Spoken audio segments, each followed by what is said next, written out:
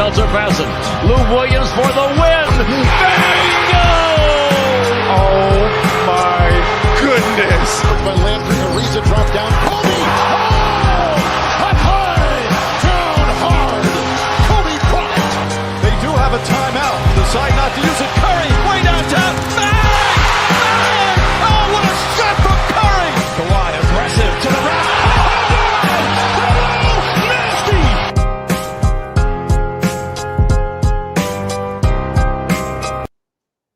What's going on, guys? Welcome to a live off-season episode of Dime Dropper. And yes, that is right. After weeks of anticipation, the LA Clippers have signed Bradley Beal off of the buyout with the Phoenix Suns. His contract will be stretched for 5 years at around $19 million a year, according to the cap specialist, Bobby Marks. Again, make sure you subscribe on YouTube for all things LA sports. And, of course, LA basketball. I hope you really enjoyed my summer league content. Vegas kicked my ass. I'm a little bit sick, so if I sound a little bit nasally or, like, stuffy, that is because of that, so I apologize. If you're tapping in on Twitter, get the fuck off of Twitter. I am going to be deleting that because I want everybody to come to YouTube. I am on the road to 13,000 subscribers, and I want to hit 13,000 subscribers. The link to my YouTube is on my Twitter page.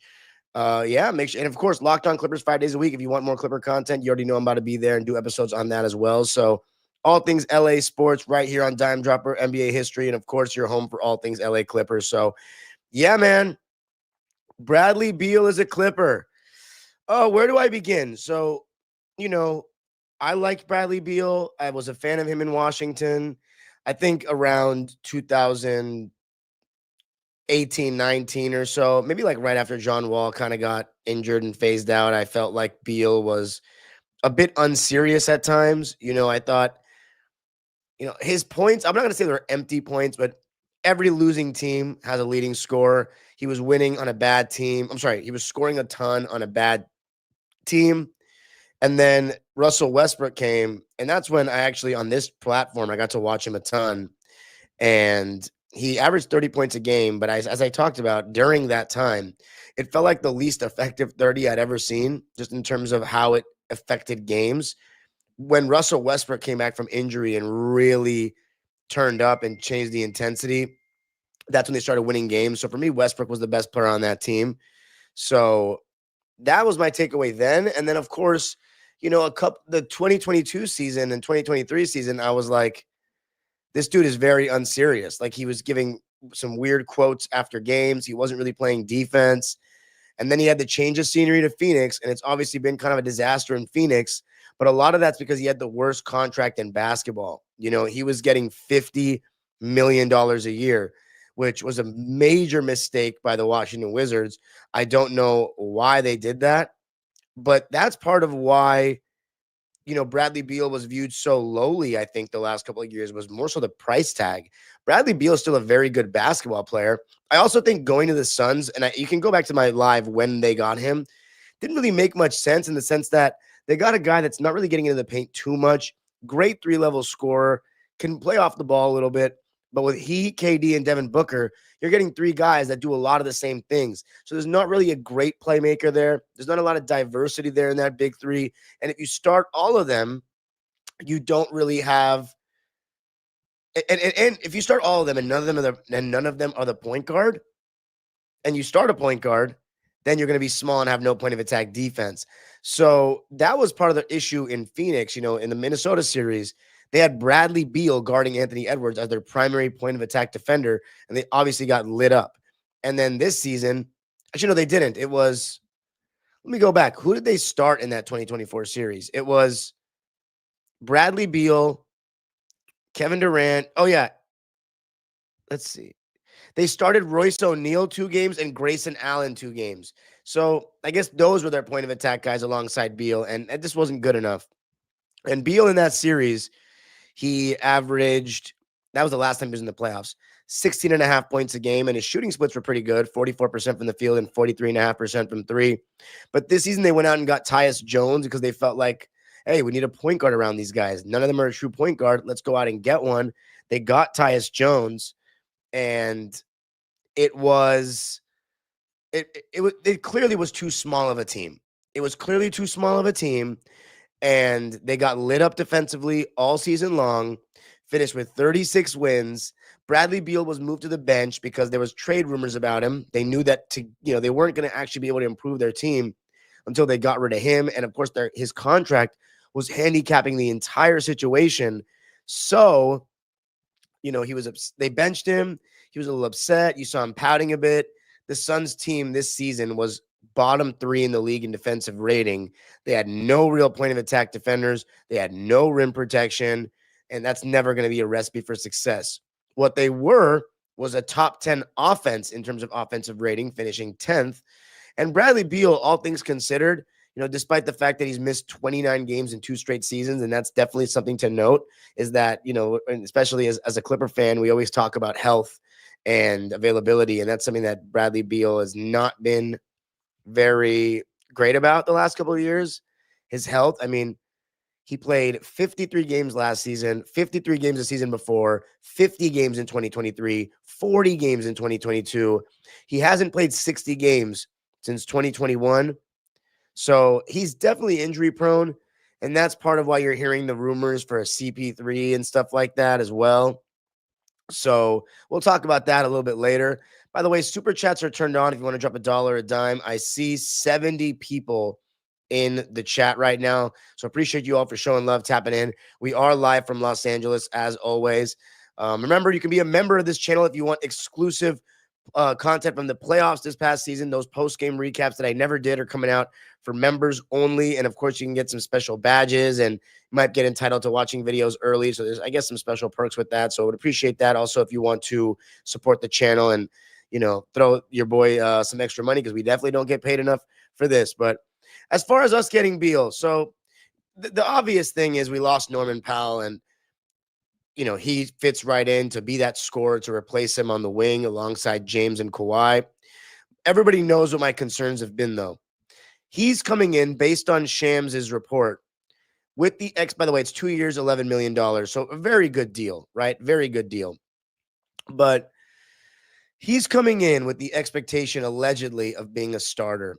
And the reason why I don't love that is because now you're looking at our projected starting 5 of James Harden, Bradley Beal, Kawhi, John Collins, and Zoo. And there's no true point of attack defender in that starting lineup. And I always say that no serious team in the NBA doesn't start a clear-cut point of attack defender to begin games. And based on what we're looking like right now, it's either going to be Kawhi guarding the best player, which I would be fine. He's our best option in the starting lineup to guard the best player, but I don't think he's gonna, because he's Kawhi Leonard and everybody's worried about his health and he's our best offensive player. And if we don't, the thing that concerns me a little bit is I want to play more through Kawhi. Ty Lue kept saying when you don't have your best player play majority of the season, it changes the way you play basketball. Well, we got to be feeding our best player this season. No ands, ifs, or buts about it. More than we did last season. But of course, the injury and rehabbing and all that, that contributed to why that didn't happen. I just am concerned that, hopefully with the addition of Beal, he doesn't take away from Kawhi touches. He hopefully takes away from Harden stuff. And I hope he doesn't take away from Zoo. That's one of my concerns as well, is yes, we needed some more offensive help, but I hope that it doesn't take away from the development of Zoo and the plan to give Kawhi more touches. But I think Bradley Beal is still very good. If you look at his stats last season, he averaged 17 points a game on 50, 39, 80 splits in his 53 games. He started 38 of those 53 games and averaged 32 minutes a game. So I would assume his minutes are going to drop a little bit to maybe 29 or 30. But those are good stats. You know what I'm talking about? In terms of efficiency, you get a guy that's averaging 17 points on 50, 39, 80 splits. For $5 million, $5.5 million per year, and there's a player option on the second year, that's really good business. So, all in all, I think Lawrence Frank and Trent Redden and the Clippers front office has done a pretty damn good job of addressing some of the concerns that we had losing to Denver. Get your backup center in Brook Lopez, who, by the way, his post-game thoughts are out on my channel as well. I told the story on Twitter about Brook Lopez and my interaction with him. If you want to hear that, just remind me at the end of this video, because I'll tell you it was really funny. Dream come true to have Brook Lopez, by the way. And also another thing to note is how many big names have we had in the last 5 years that I just never thought would be Clippers? Like, even though some of them have flopped, John Wall, Rondo, DeMarcus Cousins, Westbrook, Harden, Beal, Ben Simmons. It's like Brook Lopez now. It's crazy. People want to be Clippers now. Players really want to be part of the LA Clippers. It's shocking. It just shows you how much we've changed and the direction that we've gone. That's that sickness coming in. But anyway, my concern with Beal starting is not having a point of attack defender. Chris Dunn and Derrick Jones Jr., they both started a lot of games this season. And of course, when Kawhi came back, we started one of them.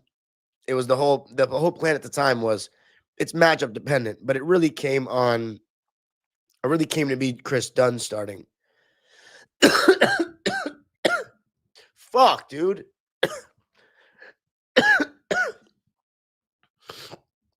Oh my goodness. Apologize. And I did say that, like, ideally I wanted Chris Dunn coming off the bench because his offense is not good enough. But we still need a point of attack defender starting, in my opinion. And now we have 3 guys who can kind of attack.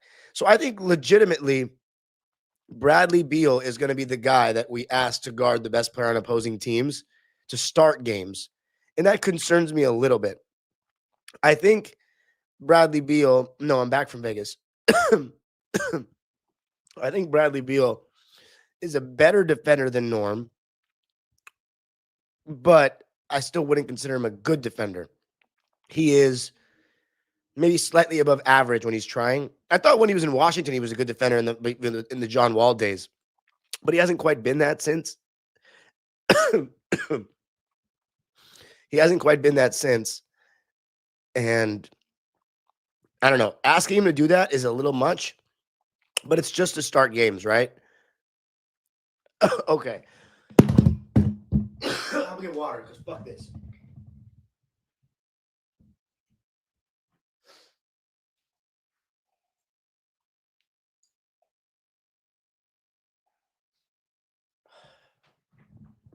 God damn, dude. I see y'all in the chat, man. I see y'all in the chat. Okay. I'm just going to go back to my basketball conviction here. I just think no serious team doesn't start a good point of attack defender. I think the worst good team that does it is the Cleveland Cavaliers with Max Strus. But Max Strus is still a much better defender, in my opinion, than Bradley Beal. So I know a lot of Clipper fans are saying, like, look, it's just the beginning of the game. We'll come in and play Chris Dunn and Derrick Jones Jr. And I think that sounds good. But, like, I don't want to get off to bad starts because the opposing guards are just cooking us. Like, I definitely don't want that to happen. And I think there's a solid chance that could happen. So, like, my take is this. If Bradley Beal was coming and he was saying, yup, I'm going to be a 6th man, I'm going to win 6th man of the year, I would be ecstatic. I'd be like, dude, this is great. Like, this is an awesome move. Can be better. I like Bradley Beal. I think he has potential to really help this team. He's definitely still a good basketball player. I think it was more about the price tag, his contract, than his actual production. And plus, as I said, the fit with the Suns being a little bit redundant. I think he gives us something a little different than Kawhi and Harden and being more of a movement shooter, really efficient from 3 levels. Not to say Kawhi is not, but essentially sliding into that Norman Powell replacement, and he can do more on-ball stuff. He's definitely a better pick-and-roll player than Norman Powell. I just don't love the no point of attack defender in the starting lineup. And if we play Chris Dunn and Derrick Jones together more in that second unit, that does give me some concerns with the shooting, which we had last year. But again, that's part of the reason why we lost, was our shooting wasn't great. So if I had it my way, it would be one of Derrick Jones or Chris Dunn starting, and then Bradley Beal running the second unit with Bogey, and then you have Nico, Brooke Lopez, and then whoever you're not starting out of Chris and Derek coming off the bench. That would be my choice. Now, you know that Ty Lue is going to try with Beal to start, and if it doesn't work out, maybe he benches him. The question is, though, if that happens, and, because I think we can come out, our offense definitely got better. Now we have, you look at what we added. John Collins shot really well from three this past season. Bradley Beal shot well from three this past season. So we only have one non-3-point shooter in that starting lineup. We got three guys that are shooting 37% or higher from three in that starting lineup, and four guys that can create their own shot. So again, we still have kind of like that big four, I guess you can say, with Beal instead of Norman Powell. But I feel strongly about the point of attack thing. I do. James Harden this past season shot, I believe, 36% from three. No, 35%. 35% from three. Kawhi Leonard, 41%. So, I mean, we got some shooters now, and we definitely have more of an offensive punch to start games. I'm just more of a defense guy. And again, as I said, what serious team in the league? Let's do the exercise right now. The Thunder, they have like 4 point of attack defenders in the rotation, but they start Lou Dort and J-Dub. The Pacers start Aaron Nesmith. The Minnesota Timberwolves start Jaden McDaniels. The New York Knicks start OG Anunoby and Mikal Bridges. The Denver Nuggets start Christian Brown and Aaron Gordon. The Golden State Warriors, Pods and Moody, I guess, but they're not great, right? Not great. So, I definitely think that, we're a better team this year, especially on paper. We definitely were. It's just, I loved our defensive identity. And of course, everybody's going to put a lot of that on Jeff Van Gundy, which, I mean, it's very relevant and he matters. But you're not going to make bad defenders good. And you're not going to make average defenders great. You can get a little bit more out of everybody defensively. But at the end of the day, our defense was because Chris Dunn and Derek Jones Jr. changed the ball game, because our best defender at point of attack was Terrence Mann, who I met this weekend. It was amazing. And I talked about that interaction on Locked On. But, that's a big upgrade defensively with Chris Dunn and Derek Jones. So that was to me. And I told Chris Dunn that to his face this weekend. I said, dude, we're top 3 in defensive rating because of you. And it's funny because I told Chris Dunn, I was like, yo, if we get Brad, I still hope that we're starting you, because we need that point of attack defense. And he was nodding, listening, and he said, thank you. But again, it doesn't seem like that's going to happen. So it's going to be on Ty to get it right. I really don't think we need anybody else now, though. This is our 10-man rotation. If someone gets hurt, we play the young guys a little bit, or we can go 9 deep. But I already know we're about to sign CP. And again, nostalgia-wise, vibes-wise, it's great. It's going to be amazing to see Chris in a Clipper jersey again. He's going to be my favorite player on the team instantly, because it's Chris freaking Paul, dude. He's literally our best player ever, arguably. But we don't want 11 good players. I know what everyone's going to say. Well, it's depth. Someone's bound to get injured. You already said Beal gets hurt. Kawhi doesn't play every game. Do we not remember 2023? Do we not remember it? Because we before the season, we're like, oh, we're the deepest team in the league. We have 12 good players. And then what happened was, when everybody was healthy, it was confusing. Everybody was out of rhythm. We had no pecking order. Rocco and Terrence were disappointed in their roles, and it was a shit show. So we don't want that. I think in championship teams, you want a clear pecking order. I don't want 11 good players that all feel like they deserve minutes. So Nico Batum's going to be getting DNPs. I don't like that. I don't like playing 11 guys. So that's my opinion. We don't need Chris Paul, especially if we have Bogey still. But I already know what's about to happen. I don't agree with it. I told one of the front office guys that I met this weekend, I said, we don't need both Beal and Chris Paul. I would love if Beal and Bogey, I know none of them's a true point guard, but they both can play, make, and pick and roll enough. And if you're worried about getting good shots, just stagger one of Kawhi or Harden like we did all season long. So, that's all I have to say about that. So, no, I don't want Chris Paul anymore. I'm very happy with the Beal move in the sense that we now have 10 good players. But it's going to happen any day now. So we'll do a live post-game reacting to that as well.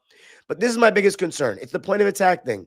I think that we need a point of attack defender to start. I'm afraid of us getting torched. And I'm also more afraid that because we have Beal now, we're just going to get less Chris Dunn and Derek Jones Jr. inherently because of it. And we're going to lose our defensive identity. And that was what made us, to me, a very decent team this year that overachieved throughout the season before Kawhi came back.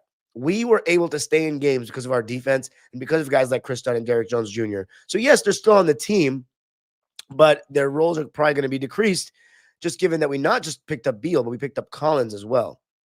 So a lot of decisions for the coaching staff. It's going to be very interesting. Bradley Beal's a Clipper. It's insane to say that. It's insane to say Bradley Beal's a Clipper. Just like it was insane to say John Wall's a Clipper, or Rondo, or Paul Pierce, or Boogie. But let's see. Let's just see how it goes. So if he starts, I don't love it. I think it's a solid move overall, especially given what he's getting paid. But we'll see how it goes to start games with the defense. Our offense definitely got better, but defense wins chips. I always feel that way.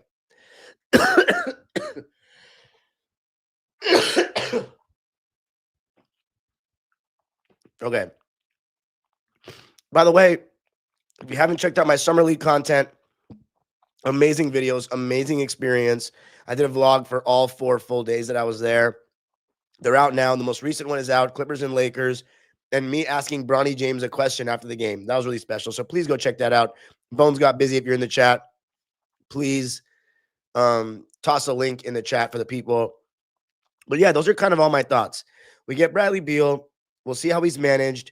I hope that if he does get benched, because maybe our defense isn't good enough, he embraces that role and doesn't pout. He's in no position to be making, demands with $5.5 million a year that he's getting. He's no position to be making demands. That's why I don't like that. If we allegedly were, I haven't heard this for sure, but we're basically saying he's going to start. I hope we're not promising he's going to start.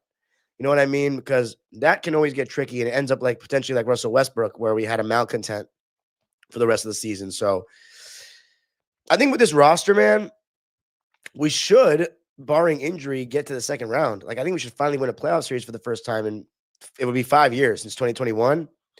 Winning a chip, we still have James Harden, so I'm never going to say we're going to win a chip. And by the way, I see people asking me why don't you think we're going to win with chip with Harden?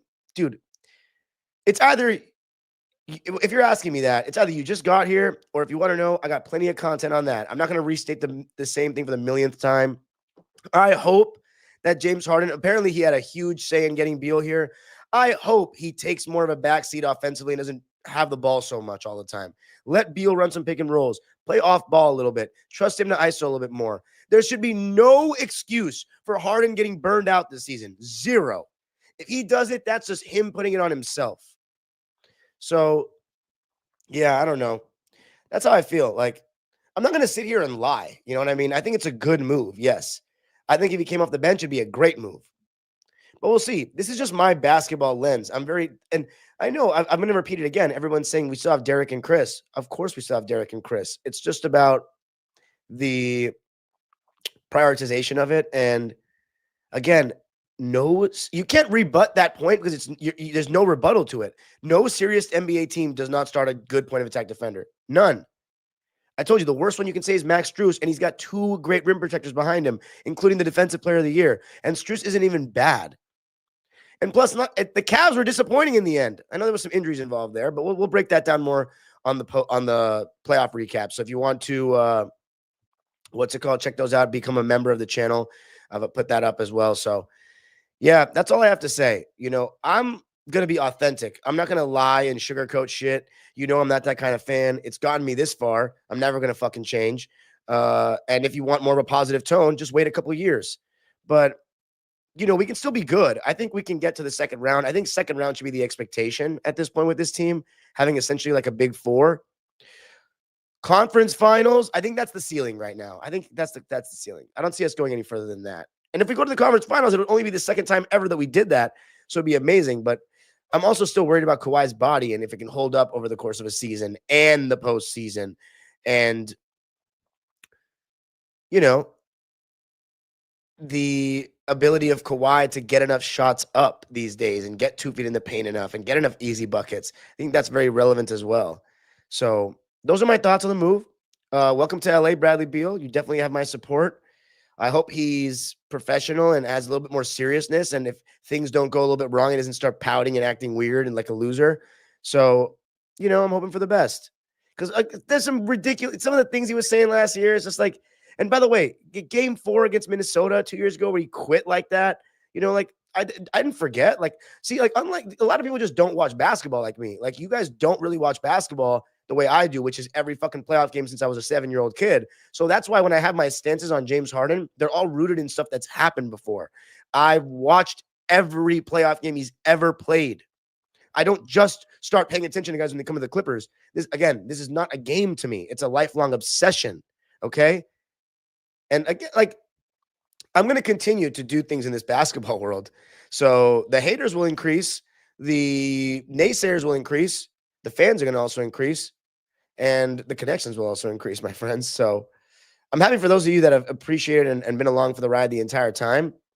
But yeah, like, I'm not just some fanboy who's going to say, oh, just because James Harden's on my team, now I'm going to be optimistic he can win a ring. Like, no, this is not a game to me. I don't view basketball from a fan's lens anymore. I'm a fan, don't get it twisted, but I'm a basketball person. My whole life is basketball. I'm going to do basketball content all day today, and then have my club team I have to work on some business stuff with as well. This is what I do. My opinion is not any better than anybody else's, but it is more informed than most people. I can tell you that. So anyway, that's it for me in this one, guys. Thank you so much for listening. Bradley Beal is an LA Clipper. I'm optimistic about it. Again, if he was a sixth man, I'd be ecstatic about it, but he's not according to things. So I wonder how that's going to play for our defense. I don't love the approach of not starting a point of attack defender. I know we have guys coming off the bench, but they're inherently going to be getting less minutes. And if you pair Dunn and Derek together, our shooting is going to be a little suspect. And again, we can stagger them the rest of the game. But I wonder how that'll work. Does that mean John Collins takes a sacrifice? Is he going to start pouting? I don't know. You got a lot of mouths, a lot of egos to feed now, because now that we have more good players, which everybody always says is a good problem to have, which in theory it is, if it's managed correctly. And in 2023, we saw it was not. And that was Ty Lue's worst season as a coach. So that's the thing. But now to the live subscribers waiting patiently in the chat. Super chats are turned on if you want to drop $1 or a dime. Peace.